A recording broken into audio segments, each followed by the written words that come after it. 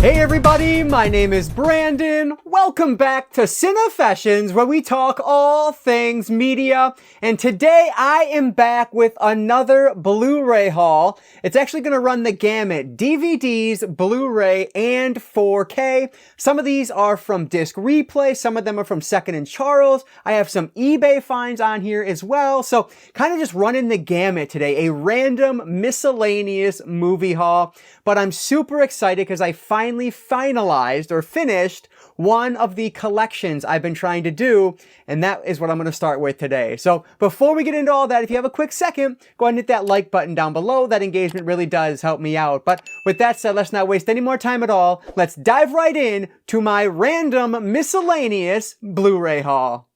Okay, so like I said, I'll start with the DVDs, and I was able to complete a collection I've been trying to gather for quite some time now. Now, I will mention, you can buy these in like complete seasons packs on Amazon for super cheap, so be smart about it, go that route. But I had so many in my collection as standalone already, I figured, you know what, let's just keep getting the standalone versions, and hopefully I'll be able to complete it. So thanks to eBay, Disc Replay, Second & Charles, in my inherited movie collection, and more, I was able to finally complete the Masters of Horror collection. So that's what we'll start off with today. The first one that I needed was Pelts.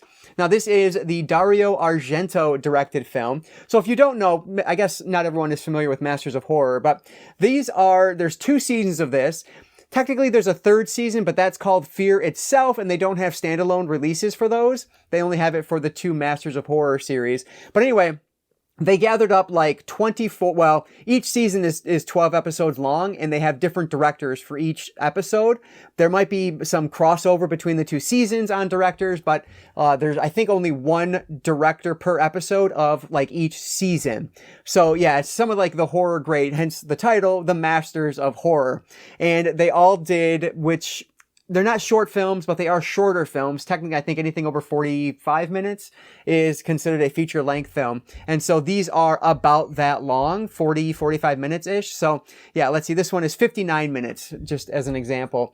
But so yeah, this is really cool. I've only seen a handful of these so far, and I've liked what I've seen, but I've not seen all of them. So I definitely want to do that and hopefully do a video on them at some point. But anyway, first one I needed in the collection was the Dario Argento film, Pelts.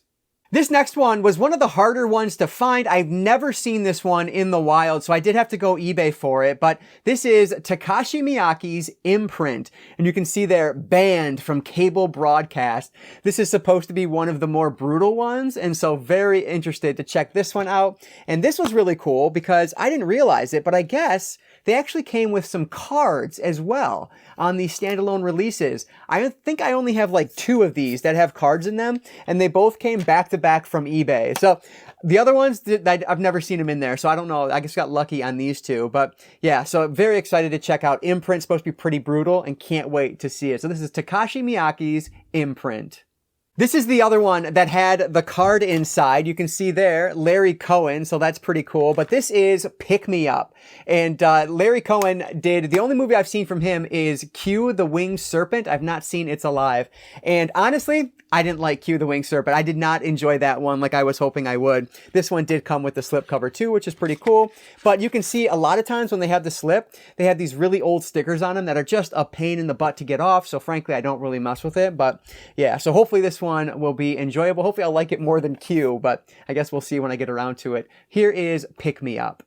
This is one I actually found at Second & Charles. This is The Black Cat, and this is a Jeffrey Combs film. So I really like Jeffrey Combs, and it also says, oh, you know what? No, I'm sorry. Jeffrey Combs stars in it is from Stuart Gordon, which makes sense. Of course, the same combo from Reanimator, which I really enjoy. So yeah, looking forward to checking this one out. Yeah, directed by Stuart Gordon, based on the short story by Edgar Allan Poe, of course. So yeah, hopefully this one will be a lot of fun. I can't wait to check this one out. We have The Black Cat.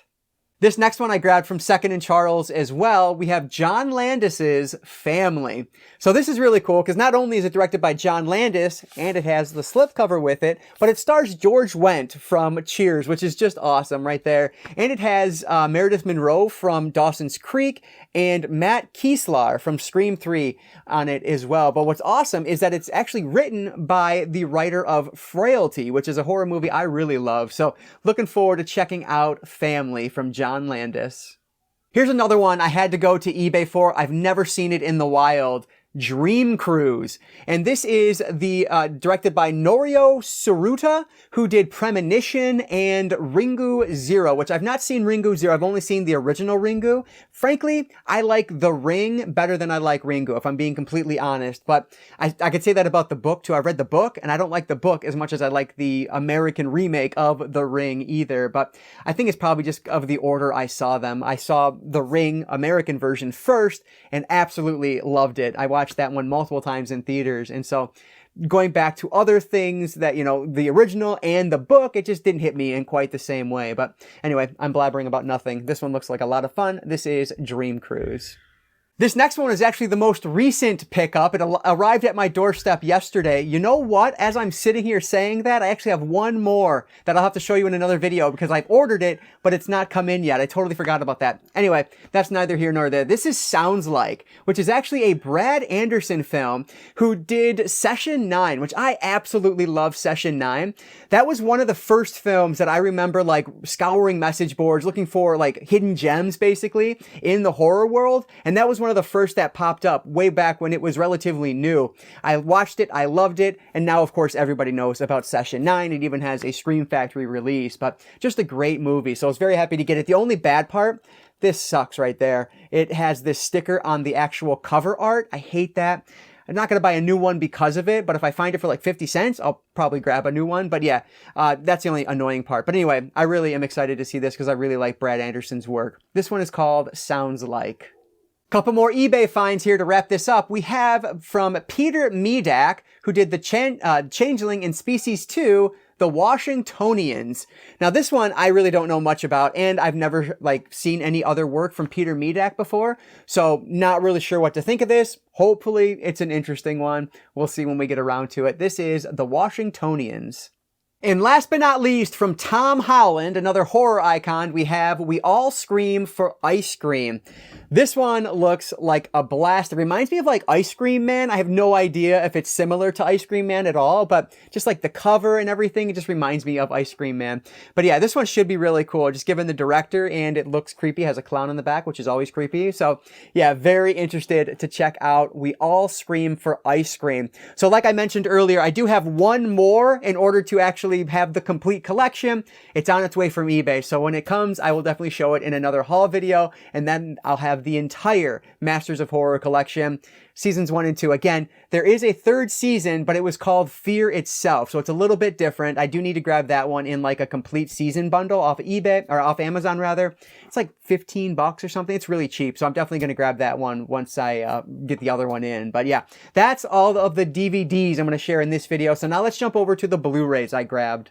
So just like with those, this completely runs the gamut of where I pick them up from. And this first one here was actually an eBay upgrade for me. I decided there were some comedies in my collection that I only had on DVD that I wanted to upgrade to Blu-ray for whatever reason. And one of those is Old School. I love this movie. This is a high school staple for me. I remember watching this so many times back in the day and just absolutely loving it. Admittedly, it has been a while since I've seen this one, but I'm so excited to have this one on Blu-ray now. Another DVD I was able to purge from the collection because I upgraded to the Blu-ray, and a really good price on this too. So very happy to upgrade Old School to HD. I finally found this one. I want to say I got this at Disc Replay, but this is a movie that John over at Plat X2 has talked about forever, and I've always wanted to see it. Finally, I have The Beaver in the collection, the Mel Gibson, Jodie Foster film. Supposed to be a really excellent film. Like I said, John always sings its praises, and because of that, I really want to see it. This was marketed as more of like a comedy, but I think it's a lot more to do with like mental health and maybe more of a dramedy than anything else. But Mel Gibson is supposed to be great in it, so very excited. I was finally able to find this one on Blu-ray. Cannot wait to check out The Beaver. Here's one that there is Scream Factory releases of both of these, like standalone, but I didn't go that route just because I already have Jeepers Creepers on Blu-ray, but Jeepers Creepers 2 I only had on DVD. Well, I have now corrected that. So now I have both 1 and 2 on Blu-ray. So I was able to just get rid of my original Jeepers Creepers Blu-ray and the DVD set to hold on to this one here. So able to downsize 3 and exchange it for 1. So that's always a good thing in my book. But yeah, I enjoy these movies. I like the first one a lot better than the second one. The director, of course, we won't talk too much about. But yeah, just fun movies to watch. So Jeepers Creepers 1 and 2 double feature on Blu-ray. I didn't intend this at all, but this is actually another Blu-ray upgrade for me. This is Amityville: The Awakening. So I actually found the DVD for this not too long ago, but I only grabbed it because I didn't think I was going to find the Blu-ray. It was relatively pricey on eBay, and I just never saw it in the wild. Well, at Second and Charles, I was able to find it, and it was only like $5. So I said, yep, absolutely upgrading it. It's actually the last of the kind of quote-unquote official Amityville sequels that I didn't have on Blu-ray. So now I have the entire, again, quote-unquote official Amityville series on Blu-ray. Now there are a million different Amityville or horror films that have Amityville in the name because you can't copyright the name Amityville, so any movie can use it. But this is one that is considered part of like the canon, and I use that super loosely. But yeah, that's how I understand it, at least. If I'm wrong, let me know down below. But either way, I needed this one on Blu-ray, so very happy to upgrade it, especially for the price. A lot cheaper than on eBay. This is Amityville: The Awakening, and it's the last of the Blu-rays I picked up. So jumping over to 4K, these are mostly, I think all of these actually, are disc replay pickups. The first one here is a Ben Affleck film that I've heard a lot of good things about. This is The Accountant. And really the reason I grabbed it, it was like $5 on 4K. So whenever that happens at disc replay, if it's something that I'm mildly interested in, I'll pick it up if it's 4K for $5 or less, because that does happen sometimes.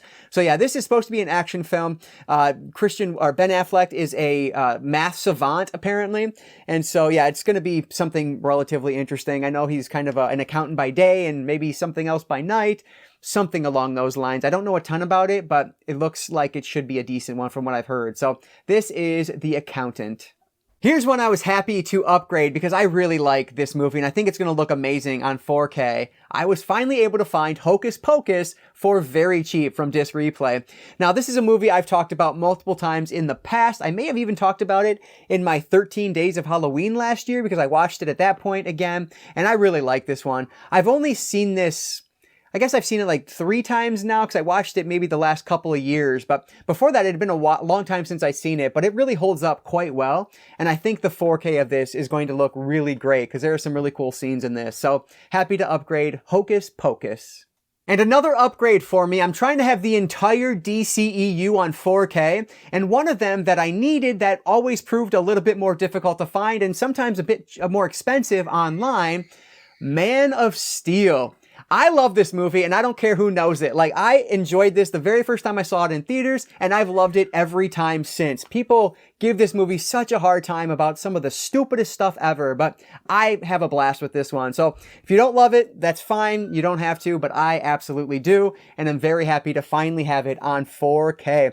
I think the only DCEU films I need on 4K now are some of the newer ones that I've just been waiting for a sale on. But otherwise, I think I have all of the kind of original batch of them on 4K, which is awesome to me. So very happy I was able to find Man of Steel at Disc Replay. So in my opinion, these last two are really cool finds. So this first one I actually picked up from the infamous cart. Like, before they even hit the shelves, they hit the cart. And so if you get lucky, I always check that first and you can see what you find there before it hits the shelves and gets sold. This one was from the cart, Marathon Man, and this is a Kino Lorber 4K release. I think only the second Kino Lorber 4K in my collection now, because of course I have Eternal Sunshine of the Spotless Mind. How would I not have that? But yeah, this is Dustin Hoffman film. I've never seen this one, but I'm really looking forward to checking it out. Now, in full disclosure, I've heard that the 4K release of this leaves a little to be desired, but that's okay. Like, this was really, I want to say this was like $10 or less on 4K. So for a boutique label 4K release, I'm absolutely picking this one up. So excited to see if this one is any good or not. I love Dustin Hoffman. Laurence Olivier is in this. Roy Shaw, like, what a great cast. So I have high expectations on this one. I'm hoping for a fun one. This is Marathon Man. Last but not least is one that I fully intended to pick up the month it came out, but then I never did it, and then I forgot all about it. At Disc Replay, though, it was there, and it was a really good price. This is a Steelbook that is a Lionsgate Best Buy exclusive, if I'm not mistaken. We have The Man Who Fell to Earth. So the David Bowie film, I think this one actually made my anticipated releases video for whatever month it was that it came out. And so like I said, I was intending to grab it, but I didn't. So look at this. I love these with these slip covers. They're just beautiful. So there is that. And then the back, not a whole lot going on there, but let me open this up here so you can see the front and the back. And then on the inside as well. So yeah, really beautiful release always. I mean, it's from Lionsgate, so we know those are always going to be beautiful. But yeah, really cool find, great price, couldn't pass it up. We have The Man Who Fell to Earth, Lionsgate 4K Best Buy Exclusive Steelbook to wrap up today's video. All right, so that's today's random stack of 4K Blu-ray and DVDs. Another fun set of films for me to dig into, a lot of them for the very first time, which is always awesome to me. But I would love to hear from you guys down in the comments below. What from this pile do you recommend goes right to the top of the list? Is Man Who Fell to Earth, is that one any good or not? It's a Criterion out of print Blu-ray, and so it's always one of those that has like always eluded me. So I'm very happy to have it in the collection now. But let me know what your thoughts are on that and anything else down in the comments below, and let me know what you've been finding at your local media stores or eBay or Amazon, wherever. Just let me know what you've been grabbing down in the comments below. I appreciate any and all support, so thank you so much for that.